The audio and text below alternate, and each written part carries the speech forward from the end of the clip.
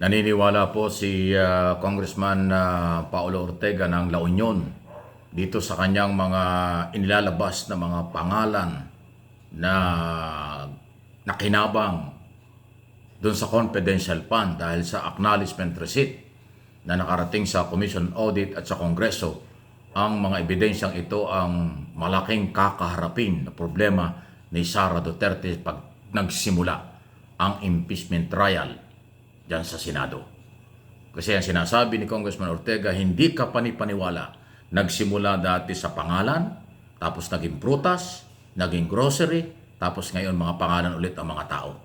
Kasi merong Benjamin, may Piatos, may Pampano, mayroong suka, asim suka, tapos merong mga dong, tapos meron ngayong mga pangalan na kung ano-anong lumabas. So lahat anya, walang mga taong ganyan, walang pangalan na nakarecord sa Philippine Statistics Authority, birth certificate, marriage contract, or death certificate. Ibig sabihin, mga multo, hindi totoong tao. Yan ang kanyang paniniwala.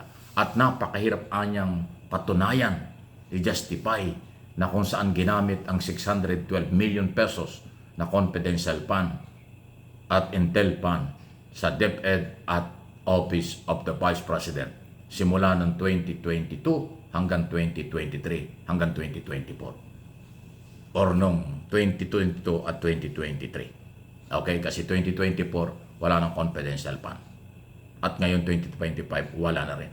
Isa lang po yan sa mabigat na kaso. Yun din na sinasabi ni Jinky Luistro na abogado, prosecutor, congressman ng Batangas. Mabigat yang confidential fund isyong ito dahil yan ay pera ng bayan, maliban doon sa mga iba pang mga kaso. At ayon kay Congressman Ortega, naniniwala siyang marami pa na mga fictitious name or mga pangalang kahinahinala na merong acknowledgement receipt na nakakatuwaan lang na maglagay ng kung sino-sinong pangalan. Kasi katulad itong pinakuli, merong Hanilet, merong Tanyada, at kung ano mga pangalan saan lang kinuha. Okay? Madali namang gumawa ng mga pangalan para lang sabihin tumanggap ng pera. Ang problema doon sa acknowledgement receipt, wala pong ibang dokumento. Kasi sa acknowledgement receipt or sa pagtanggap ng pera ng bayan na kung ano man ang binayaran, dapat yan may ID na nagpapatunay na yung taong yun ang tumanggap ng pera. Yung taong yun ay lehitimong nakinabang doon sa kung anong pinaggamitan ng pera. Pero wala po walang ID, puro pangalan lang. Tapos may pirma, halos pare-parehas ang signature, halos pare-parehas ang date. So, libo-libo na acknowledgement receipt na isinumiti ng Office of the Vice President. Hindi po fake news yan. Galing sa Office of the Vice President. Dinala sa Commission on Audit. Inireport ng COA sa Kongreso. Kaya si Congressman Ortega ang matyaga na congressman humihimay-himay sa record na ito. At nadidiscover niya ang maraming kaduda-dudang pangalan na hindi naman totoong tao. Kaya sa akin pong tingin at opinyon, mabigat na mga paratang ito, mabigat na mga kaso ito, mananagot ang mga nasa likod nito at si Vice President na siyang impeachable official, betrayal of public trust, kasama yan dun sa tatalakayin sa Senado. Ngayon pa lang, kahit hindi pa nag-uumpisa ang trial, pero na-impeach na sa Kongreso si Sara Duterte, sa akin pong opinyon, napakabigat talaga. Mahirap patunayang ginamit ng tama ang pera. Mahirap ipresenta sa trial yung mga pangalang yan ng Pampano, ng kung sino-sino mga pangalan, gulay, grocery items na mga pangalan. Kasi pwedeng ipatawag yan ng prosecutor. Pag tinabi ni Sarang, ito yung ginastusan ko ng pera, ito yung binigyan ko ng pera, obligadong iharap niya yung taong yan. Sino yung mga taong yan? Totoo bang tao yan? At yan po ay hindi pwedeng itago. Pag sinabing, wala na yung tao, ay ibig sabihin hindi rin totoo.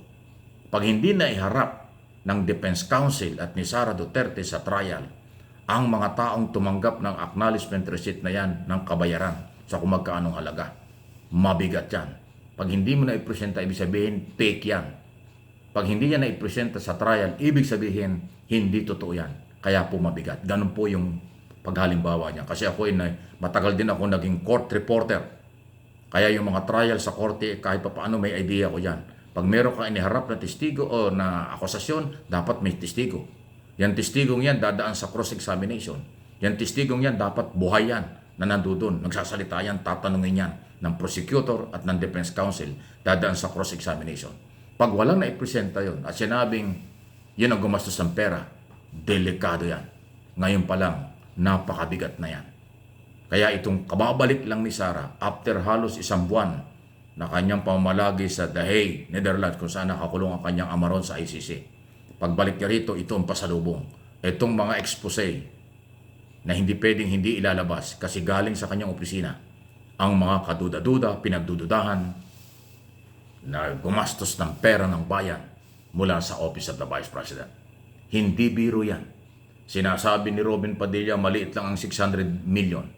600 million, 100 million, o 1,000 pesos, basta pera ng bayan, dapat tama ang pinanggalingan. Tama rin ang pinaggagamitan dahil yan ay people's money. Kaya yung sinasabi ni Robin Padilla, maliit na pera, bakit daw yan ang kinakainitan? Maliit na pera, bakit daw yan pinag-usapan? Maling-mali dyan si Robin Padilla. Hindi niya alam na ang pera ng bayan, mahalagang ginagamit sa tama. Mahalagang pinahahalagahan. Mahalagang ipaliwanag kung sino at saan ginamit.